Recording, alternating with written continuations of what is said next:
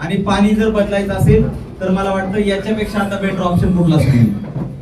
आम्ही as a सनेज company ठरवलंय की आतापर्यंत आयोनायझर हे ऑलरेडी इंडियामध्ये विकले जातात का तर जातात, ऑलरेडी लोक घेत आहेत का तर घेत आहेत, पण हे प्रॉडक्ट आतापर्यंत फक्त रिच कॅटेगरी मधलं घेतलं जायचं.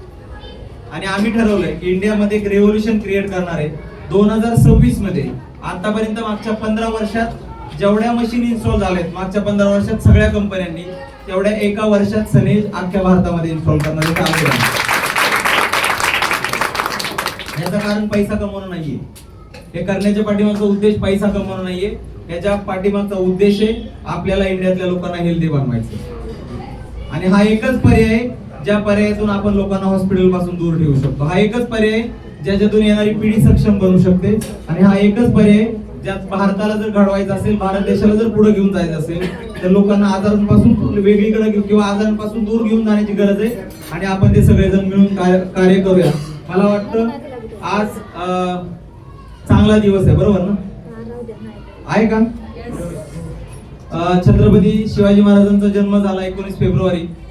आणि त्याच्यानंतर आपण बघितलंय की महाराजांनी वेगवेगळ्या मावळ्यांना एकत्र घेऊन स्वराज्य निर्माण केलं. त्यावेळेस ती गरज होती. आणि मला असं वाटतं आता आजारमुक्त भारत करण्याची गरज आहे.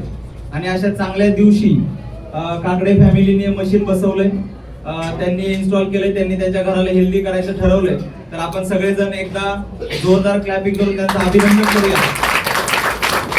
आणि आपण सगळेजण हा संकल्प करूया की आपल्या घराला हेल्दी करण्यासाठी या मशीनच्या डेप्थ मध्ये डिटेल समजून घेऊन आपण पण आपल्या घराला हेल्दी करूया.